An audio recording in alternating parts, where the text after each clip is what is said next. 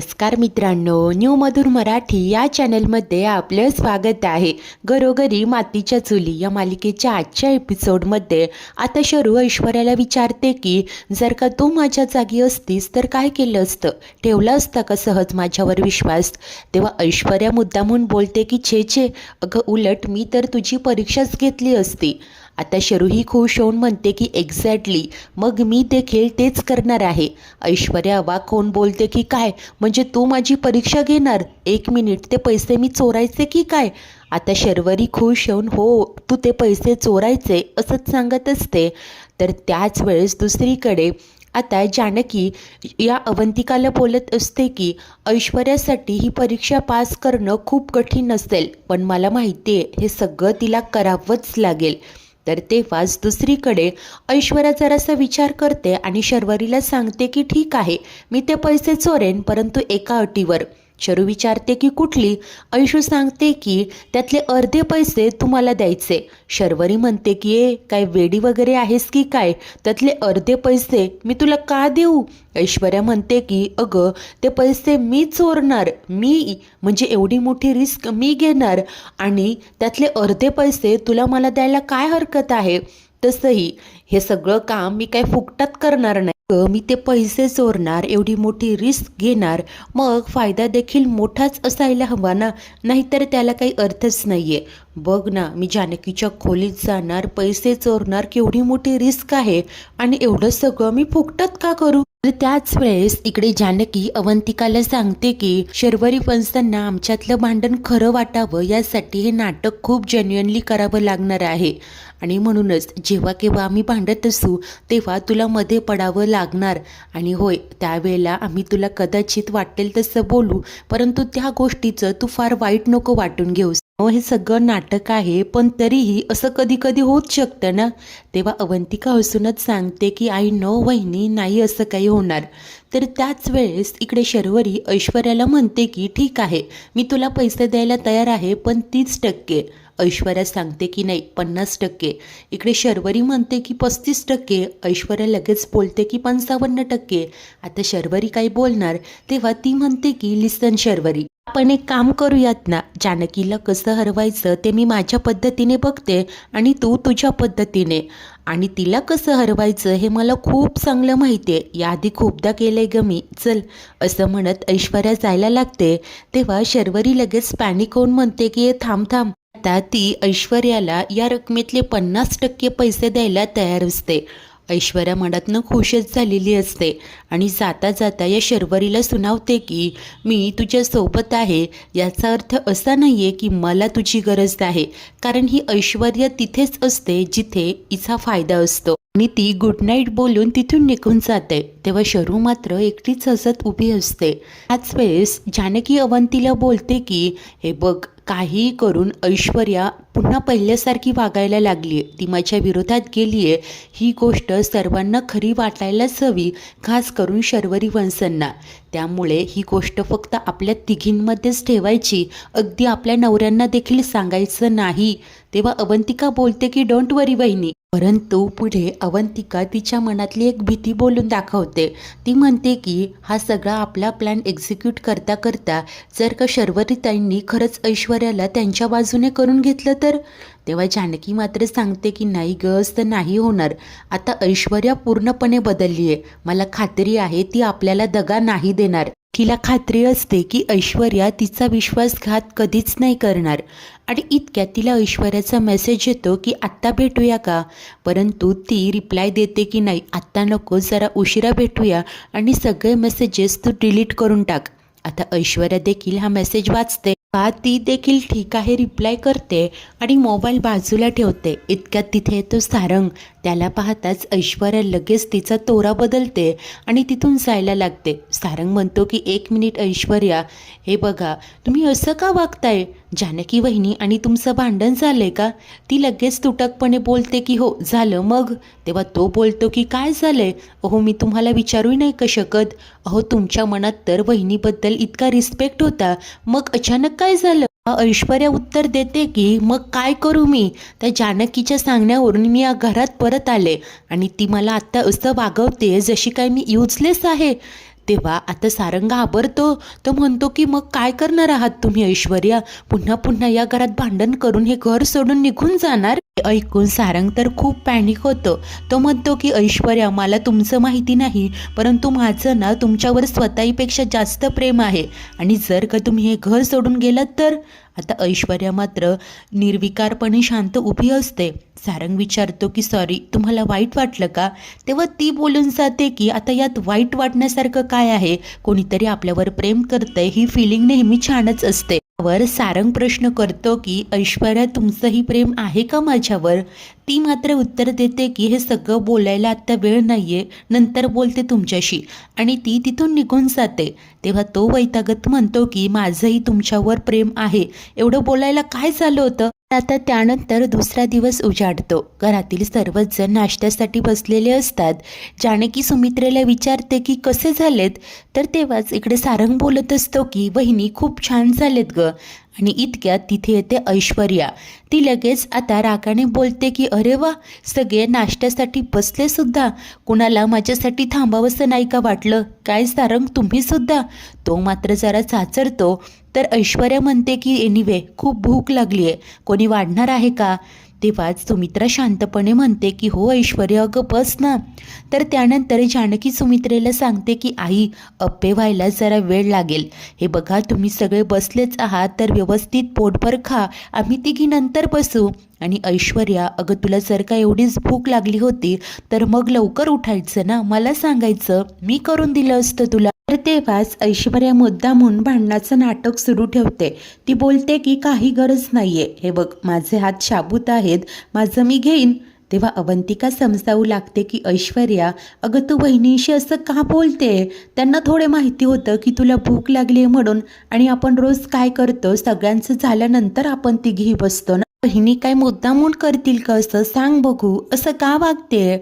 आता इकडे ही ऐश्वर्या मात्र रागाने म्हणते की अवंतिका, उगीच तू हिच्या बाजूने मला समजावू नकोस, आणि माझ्या बाबतीत जे घडलंय ते जेव्हा तुझ्या बाबतीत घडेल ना, तेव्हा तुला कळेल. आता ऐश्वर्याचा हा बदललेला सूर पाहता ऋषी, सौमित्र दोघांनाही खूपच आश्चर्य वाटतं. राहुल आणि शरू देखील मुकाट्याने सगळं काही ऐकत असतात. तेव्हाच इकडे ऐश्वर्या सुनावत असते की हे बघ, तुला हिच्या तालावर नाचता येत असेल, पण मला नाही नाचायचंय. अगं एक दिवस तुला हिचं खरं रूप नक्कीच कळेल. तेव्हाच ऋषी मात्र ऐश्वर्याला विचारतो की एक मिनिट, अगं जानकीशी बोलण्याची कुठली पद्धत झाली? आणि तिने तर नेहमीच तुझी साथ दिली ना, आता त्यालाही हे वागणं खटकत असतं. सौमी देखील तेच म्हणतो. तो ऐश्वर्याला सुनावतो की जेव्हा मी तुझ्या विरोधात होतो, तुझ्याशी भांडत होतो, तेव्हा मला कोणी शांत केलं ग? जानकी वहिनीनेच ना, विसरलीस का हे सगळं? त्यावर ऋषी बोलतो की विसरलीच असेल ती सगळं, एका झटक्यात सगळं विसरून जायचं हा स्वभावच आहे तिचा. तो तिला सांगतो की एकेकाळी मला असं वाटत होतं की तू जानकीचे कान भरत आहेस. मी तिला तसं बोलूनही दाखवलं, परंतु तुझ्या विरोधात तिने एकही शब्द नाही सांगितला ग, माहिती आहे का तुला? आणि तू हे असं बोलते तिच्याशी. तेव्हा ऐश्वर्या ऋषीला सांगते की हे जे काही तुम्ही बोलताय ना, तो सगळा भूतकाळ आहे. तो आत्ताची सिच्युएशन जरा वेगळी आहे, आणि तुम्ही कोणीही यात पडूच नका, मला कोणाशीही वाद घालायचा नाहीये. तेव्हा जानकी देखील सांगते की ऋषिकेश, सौमित्र भाऊजी, खरं बोलते ती, तुम्ही या सगळ्यात पडूच नका, आणि मुळात डायनिंग टेबलवर वाद घालायचे नाही, ठरलंय ना आपलं. ऑलरेडी घरात इतके वाद सुरू आहेत, आता मला वैताग आलाय. तसंही मी उगीच कुणाला आता काहीही बोलणार नाही. जर का माझ्या बोलण्याने लोकांचे इगो दुखावले जात असतील तर न बोललेलंच बरं, हीच कुणाला त्रास नको. तेव्हा आता ऐश्वर्या म्हणते की होय, त्रास तर होतच आहे. त्यावर जानकी सांगते की अगं मी तुझ्याशी बोलतच नाहीये, कळत नाहीये का तुला?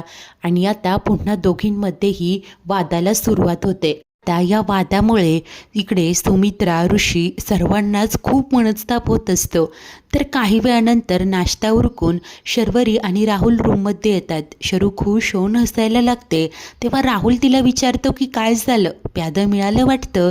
तेव्हा ती सांगते की होय, हवं तर तसं समज, परंतु दिसतंय तितकंही सोपं नाहीये, कारण ती ऐश्वर्या काय चीज आहे माहिती आहे ना, ती खूप हुशार, चतुर बाई आहे. राहुल विचारतो की आणि तू तिच्यावर विश्वास ठेवणार आहेस का? तेव्हा आता ती सांगते की ठेवेन, पण त्याआधी मी परीक्षा घेणार तिची. एक नाही तर 3 परीक्षा. एकात पास झाली तर दुसरी, दुसरीत झाली तर तिसरी, तेही माझ्या पद्धतीने. जर असं झालं तरच मी तिच्यावर विश्वास ठेवेन. राहुल विचारतो की आणि पहिली परीक्षा कुठली असेल? तेव्हा शर्वरी सांगते की जानकी वहिनीने आपल्याकडून जे पैसे घेतलेत ना हुशारीने, तेच तिला परत आणून द्यायचे, मागून चोरून कसेही. तर राहुल विचारत असतो की आणि बदल्यात काय हवंय? तेव्हा ती म्हणते की तिला बदल्यात काहीतरी हवं, हे बरोबर कळलं तुला. तेव्हा तो सांगतो की अगं ऐश्वर्या आहे ती. तर ही शरू सांगते की आपल्या पैशातले 50% पैसे हवेत तिला. मात्र राहुल चिडूनच म्हणतो की काय 50%? शर्वरी तू वेडी आहेस का? तू तयार कशी झालीस? तेव्हा ती सांगते की 1 मिनिट, हे बघ, जानकी वहिनीच्या विरोधात जर का ऐश्वर्या गेली तर मला काही प्रॉब्लेम नाही आहे. लक्षात घे, माझ्या एकटीचा जानकी वहिनीला मात देण्यात जितका वेळ जाणार आहे ना, तितका आम्ही दोघी एकत्र आल्यावर नाही जाणार. जर का आम्ही दोघी एकत्र आलो तर मला नाही वाटत आमच्या विरोधात जानकी वहिनी जिंकू शकेल. तेव्हा राहुल सांगत असतो की हे बघ, माझा ना त्या ऐश्वर्यावर अजिबातच विश्वास नाही आहे. त्यामुळे जे काही करशील ते जरा विचार करून कर. तेव्हा शरू सांगते की रिलॅक्स हो. हे बघ, जर का सगळं व्यवस्थित जुळून आलं तर आज रात्रीच ऐश्वर्या तिच्या खोलीतून पैसे चोरेल. आता त्यानंतर रात्र होते. सर्वच जण शांतपणे झोपलेले असतात. तेव्हाच इकडे जानकी आणि अवंतिका ऐश्वर्याची वाट पाहत असतात. ती आता बाहेर येते. तर जानकी घाबरूनच विचारते की काय झालंय? हे बघ, तुला येताना शर्वरी वंश किंवा राहुल भाऊजींनी पाहिलं तर नाही ना?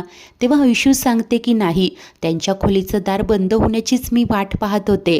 तर आता जानकी विचारते की काय झालंय, काय बोलणं झालं? तेव्हा ऐश्वर्या सांगू लागते की माझं आणि शर्वरीचं बोलणं झालं, परंतु तिचा माझ्यावर अजिबात विश्वास नाही आहे, म्हणूनच तिला माझी परीक्षा घ्यायची आहे. जानकी विचारते की काय, कुठली? तेव्हा ऐश्वर्या सांगते की तिला ते पैसे हवे आहेत जे तुम्ही पोलिसांकडून आणलेत. जानकी म्हणते की मला वाटलंच होतं. तिचा अंदाज एकदम खरा ठरलेला असतो. आता प्रश्न असतो पुढे काय करायचं? तेव्हा जानकी सांगते की अगं काय करायचं काय, ते पैसे शर्वरी वंशांना द्यावेच लागणार, त्याशिवाय त्यांचा तुझ्यावर विश्वास नाही बसणार. ऐश्वर्या बोलते की पण सगळेच पैसे देण्याची काही गरज नाहीये. जानकी अवंतीला कळेनासं होतं. ती म्हणते की नीट सांग. तेव्हा आता ऐश्वर्या सांगते की मी तिला सांगितलंय, ते पैसे मी तेव्हाच चोरेल जेव्हा त्यातले 50% तू मला देशील. सगळे पैसे नाही तर निदान अर्धे पैसे तरी आपल्याकडे राहतील. आणि याला ती हो म्हणाली. हे ऐकून जानकीला खूप आनंद होतो आणि ती कौतुकाने बोलते की वा जाऊबाई, तशा तुम्ही स्मार्ट आहात. ऐश्वर्या ही तोऱ्याने बोलते की हो आहेच मी. जानकी सांगते की हो ग हो, नाहीतर तुझ्याशिवाय आम्ही हे सगळं करूच शकलो नसतो. त्यानंतर अवंतिका मात्र ऐश्वर्याला सावध करत म्हणते की जे काही करायचंय ते नीट जपून कर, कारण शर्वरी ताई खूप अनप्रेडिक्टेबल आहेत. त्या काहीही करू शकतात, त्यांना काहीच वाटत नाही. तू स्वतःचे कान डोळे नीट उघडे ठेव, सगळीकडे लक्ष असू दे, त्यांच्यावर डोळे झाकून विश्वास अजिबात ठेवू नकोस. पुढे अवंतिका तिच्या मनातली भीती बोलून दाखवते. ती म्हणते की मोबाईल प्रकरण आठवतंय ना? तेव्हा जानकीला कशा प्रकारे ते मेसेज सगळे डिलीट झाले होते आणि त्यांचाच प्लॅन इथे फ्लॉप झाला होता ते आठवतं. अवंतिका बोलते की होय, अगदी तसंच आपण करायला जायचं एक आणि व्हायचं भलतं. हे सगळं आपल्यावरच उलटायला नको. जानकी सांगते की काही झालं तर रिस्क मात्र घ्यावीच लागेल. ऐश्वर्या देखील ही रिस्क घ्यायला तयार असते. ती सांगते की काही झालं तरी हा प्लॅन आपण सक्सेसफुल करूनच दाखवू. आता ती जानकीला सांगते की तू जाऊन आता खोलीत झोप, थोड्याच वेळाने मी तिथे येईल, पैसे चोरेल. पैशांची बॅग जरा मला दिसेल अशीच ठेव, म्हणजे मला इझी जाईल. आणि उद्या सकाळी पैसे गेल्यानंतर तू मोठा कांगावा कर. जानकी ही सांगते की डोंट वरी, सगळं आपल्या तिघींना हवं तसंच होईल. पण चला आता, आपल्या तिघींना जर कोणी बघितलं ना तर इथेच मोठा कांगावा व्हायचा. त्या तिघीही आता आतमध्ये जात असतात. जाताना जानकी अवंतीला विचारते की औषधं तर घेतलीस ना? ती सांगते की हो वहिनी, नका काळजी करू. तर थोडा वेळ उलटून जातो. जानकी बरुशी खोलीत झोपलेले असतात. तेव्हाच आता काळं जॅकेट घालून तोंडावर मास्क लावून कोणीतरी जानकीच्या खोलीत शिरतं.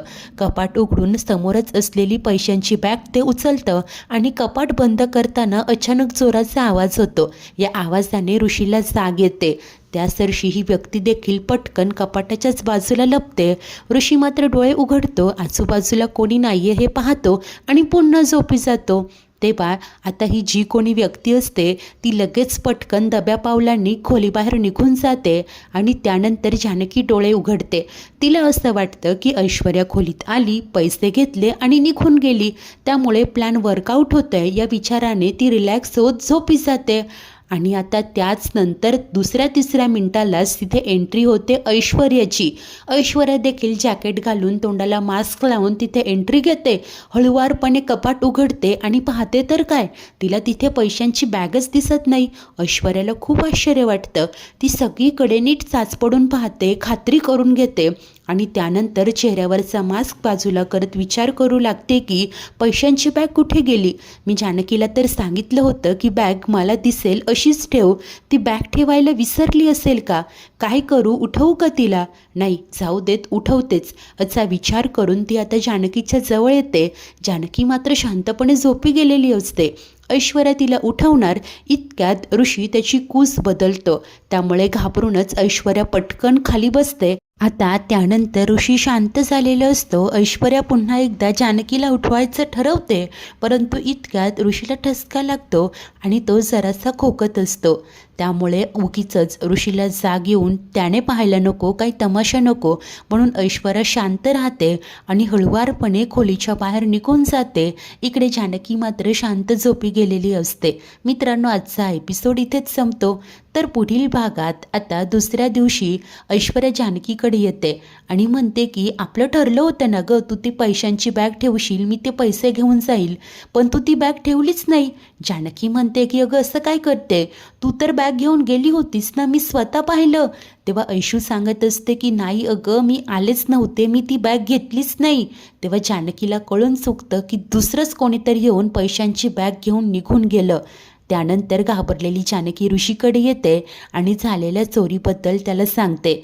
आता या प्रकरणाचा छडा लावण्यासाठी ऋषीने पोलिसांना बोलावलेलं असतं. पोलीस आता प्रथमदर्शनी अंदाज वर्तवतात की जर का घरफोडी झाली नाहीये तर तुमच्याच ओळखीतला कोणीतरी व्यक्ती असेल, त्यामुळे आता आम्हाला तुमच्या घराची झडतीही घ्यावीच लागेल. हे ऐकून सर्वच जण एकमेकांकडे पाहत असतात. शर्वरी देखील ऐश्वर्या आणि जानकीकडे पाहू लागते. मित्रांनो, आता हे पैसे खरंच घरातच असतील का? या शर्वरीने पैसे चोरून ऐश्वर्याच्याच खोलीत तर ठेवले नसतील ना? तिचा नक्की पुढचा प्लॅन काय असेल? जानकी आणि ऐशूच्या हाती काय येईल का? सर्वच काही पाहणे खूप उत्सुकतेचे ठरेल. अशाच नवनवीन भागांच्या डेली अपडेट्ससाठी आपल्या न्यू मधुर मराठी या चॅनलला नक्की सबस्क्राईब करा. धन्यवाद.